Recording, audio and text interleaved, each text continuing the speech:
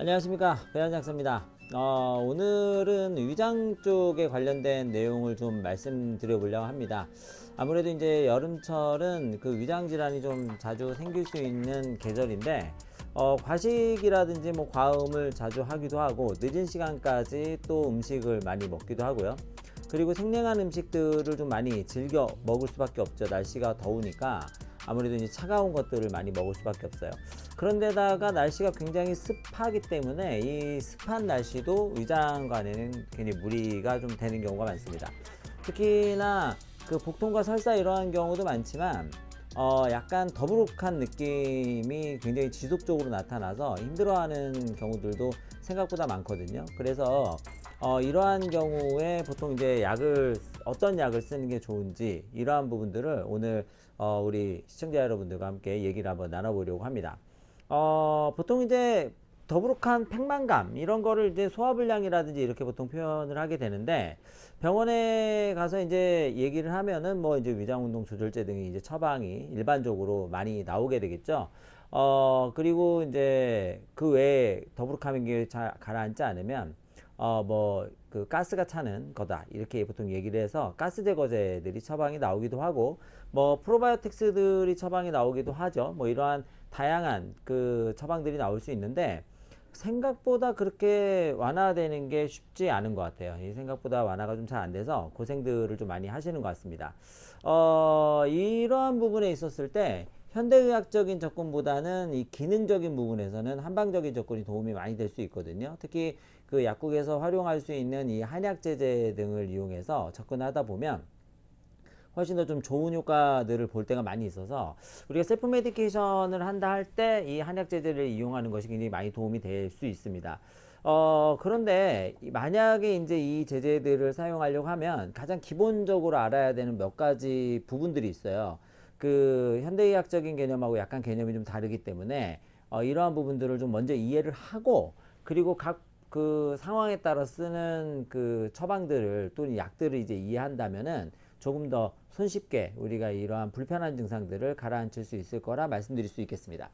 일단 첫 번째 이해해야 될 것은 뭐냐면, 한방적인 개념으로 봤을 때 이 팽만이 왜 생기느냐 이거예요. 팽만이 보통은 이제 뭐 가스가 찬다 이렇게 표현할 수 있는 이러한 부분들을 팽창되어 있는 상태, 이 팽창되어 있는 상태를 한방적으로는 열적인 상태, 열증이라고 보통 표현합니다. 열이 있으면 우리가 그 열이 많으면 이렇게 많이 공기가 이렇게 팽창하잖아요. 그러니까 안쪽에 열이 있을 때 팽창을 많이 한다 이렇게 보통 표현을 하는데, 이게 생각해보면 한방적으로 열은 염증을 얘기하거든요. 그러니까 염증 증상이 있기 때문에 팽창을 하는 경우, 이걸 이제 우리가 열증이라고 이해하면 좋을 것 같아요. 또는 너무 뭔가 기능이 항진되어 있는 경우에도 이제 팽창될 수 있는데, 이러한 경우를 이제 열증이라고 표현한다 이렇게 좀 이해를 해주시면 좋겠고, 그리고 여기에 반대되는 증상이 있어요. 이게 한증이라는 게 있는데, 이 한증은 기능 저하입니다. 기능 저하로 인해서도 이 팽창감, 이 우리가 복만이라고 하죠. 배가 빵빵한 느낌, 이 복만이 나타날 수 있는데, 이 팽창감은 그 기능이 저하된 거니까 수속능이 좀 떨어진 거예요. 그러니까 오랫동안 음식물이 정체돼 있고 거기에서 이제 가스가 발생할 수밖에 없는 상태, 이런 거를 우리가 이제 한증이라고 보통 얘기하고 허증이라고 얘기하기도 합니다. 어쨌든 이 두 가지로 나뉘어진다 라는 것을 첫 번째로 기억을 해 두셔야 되고, 두 번째로 기억을 해 두셔야 되는 거는 뭐냐면, 부위가 좀 나눠져 있어요. 뭐 그냥 배가 빵빵하다 그러면 한 가지로 그냥 통일되는 것이 아니라 부위에 따라 다른데, 지금 옆에 이제 그림이 나올 거거든요. 이쪽인가? 하여튼 그림이 나오는데, 이 그림에 따라서 상복부에 있는 부분과 그 다음에 이 배꼽과 상복부의 사이, 여기를 우리 중안 부위라고 하는데, 이 중안 부위에 있는 것과 그리고 이제 배꼽 밑에 있는 부분, 이걸 이제 그 소복이라고 얘기하고 하복부라고 이제 편하게 생각하시면 돼요. 그래서 상복부하고 그 사이, 그 다음에 하복부, 이 세 가지가 각각의 좀 다른 부위를 가지고 있다 이렇게 기억을 해두시면 좋고, 이 부분이 사용되는 처방이 다르다 이렇게 기억을 하시면 더 좋겠죠.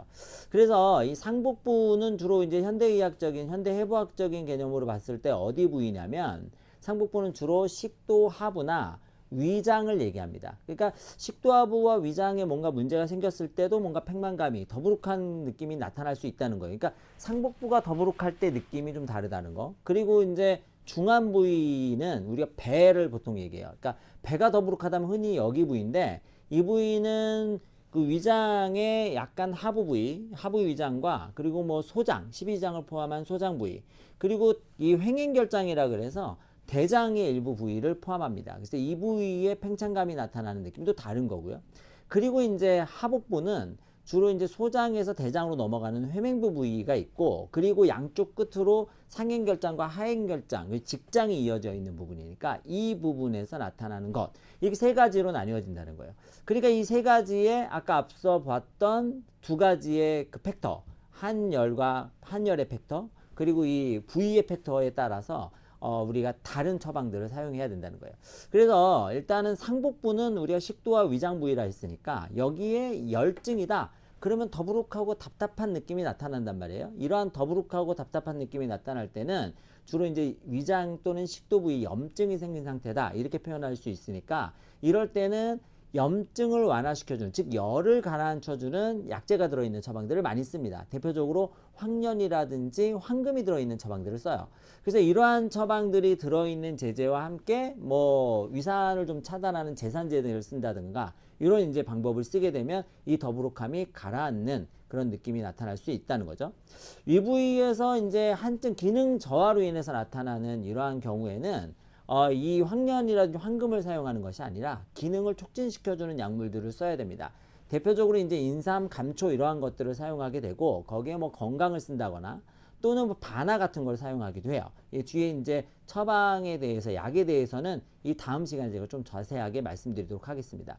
이러한 약재들을 사용하게 되면 위장에서 소장으로 내려가는 위 배출능이 증가하게 되면서 위 배출능이 증가하게 되니까 더부룩한 느낌이 가라앉게 되는 거죠. 즉 소화가 빨리 이루어진다, 이렇게 생각하시면 돼요. 이러한 경우에 식도 쪽에서 내려오는 것도 느려지기 때문에 아무래도 역류성 식도 질환도 잘 생기는 그런 케이스들이 많아요. 그래서 이게 복합적으로 나타나기도 하고 한 가지만 있기도 해서 어쨌든 간에 후자, 기능이 저하된 상태에 사용하는 약물들은 우리가 염증이 있는 상태에 사용하는 약물들과 다르다, 이렇게 기억을 하시면 됩니다. 이게 이제 대표적으로 상복부에 나타나는 이러한 증상들을 완화하는 그러한 상태가 되겠고, 중안 부위에서 나타나는 건 주로 소장에 관여되는 그런 부분인데, 여기에는 주로 소장점막에 염증이 생긴 경우들이 많아요. 만성적인 염증, 우리가 이런 것을 부실증이라고 이렇게 표현해요. 한방적으로는 용어가 중요한 건 아니고, 이렇게 되게 되면 여기에 이제 그 염증성 증상이 생겨서 이렇게 되면 팽창이 훨씬 더 심해지거든요. 그러면 더부룩하고 답답한 느낌이 심하면서 만지면 훨씬 더 괴로운 증상들이 생깁니다. 그래서 팽창감도 심하고 팽만감도 심하고 만지면 굉장히 불쾌한 느낌이 강해지고, 음식이라든지 자극적인 것을 먹으면 이 팽창감이 훨씬 더 심해지는 이러한 특징을 보여요. 뭐 변비와 설사를 왔다 갔다 하는 경우들도 많이 있고요. 자, 이러한 경우에 이 소장 내의 염증을 가라앉혀주는 대표적인, 열을 가라앉혀주는 대표적인 바로 약재가 대왕입니다. 그 대왕이 들어있는 처방은 바로 이 부위에 팽창감이 나타날 때 많이 쓴다, 이렇게 생각하시면 돼요. 그래서 대왕이라든지 망초 또는 후박이라든지 이런 처방을 써서 이 소장 부위, 주로 이제 소장이 나타나는 부위에 이러한 열을 가라앉혀 주게 되면 이 팽만감이 많이 가라앉습니다. 이 뒤에 역시 처방은 나중에 이제 안내해 드리도록 할 거고요. 대신에 이제 여기도 기능 저하에 의해서 나타나는 경우가 있겠죠. 역시 소장의 배출능이 느려지는 상태, 소장 수송능이 떨어진 상태, 소장에서 빨리 이동이 안 돼요. 그러니까 오랫동안 음식물이 머물게 있게 되고, 이러한 오랫동안 음식물이 머물게 있게 되면서 나타나는 상태에서는 소장 운동을 촉진시켜주는 약물들을 써야 됩니다. 주로 이제 대표적인 약재가 작약이에요. 이 작약이라고 하는 이 약재는 우리가 근육 쪽으로 빠르게 혈액을 공급해서 근육이 잘 움직일 수 있도록 도와주는, 그래서 근육의 운동도 촉진시켜 주지만 근육이 정상적으로 작용할 수 있도록 도와주는 이러한 효능이 있어요. 그래서 작약이 주로 들어가 있는 처방을 사용한다거나, 또는 그 약간 이러한 허복만이 생기면서, 그러니까 약간 이렇게 배가 빵빵하고 뭔가 무력한 상태에서 팽창감이 있으면서 설사를 하게 되는 경우에는 건강이라고 하는 약재를 사용해야 됩니다. 이거는 이제 우리가 배가 차진 경우에 쓰기 때문에 건강이라든지 또는 작약이라든지 이러한 처방을 써서 위 소장 기능을 강화시켜주는 처방들을 써야 이 증상이 개선이 된다, 이렇게 이해하시면 좋을 것 같습니다. 마지막으로 이제 하복부에 나타나는 경우에는 이 하복부의 경우에 이 팽만감은 아까 있었던 그 소장하고 대장으로 넘어가는 회맹부 사이에 나타나는 증상들이 많기 때문에 이때는 열증보다는 주로 이제 기능 저하증에서 나타나는 경우가 많습니다. 주로 이제 작약을 사용해서 이 기능을 빠르게 수송을 빠르게 촉진시켜줘야 증상이 잘 낫는다. 그렇기 때문에 이러한 경우에는 작약이 많이 들어가 있는 처방을 사용한다거나 또는 특이하게 혈액 어혈이라고 하는 증상이 많아도 이때 이제 팽만감이라든지 팽창감이 심하게 나타날 수 있어요. 이때는 구어혈제를 사용해야 됩니다. 구어혈제는 이번 시간 다음 아마 시간에 얘기를 하게 될 텐데 이 어혈증으로 인해서 복부팽만이 있는 경우에 사용한다. 이렇게 이해하시면 좋을 것 같아요. 이러한 경우에 전반적인 상태를 전부 다 총괄하는 하나의 또 팩터가 있는데 그건 뭐냐면 바로 자율신경, 즉 스트레스에 관련된 부분입니다.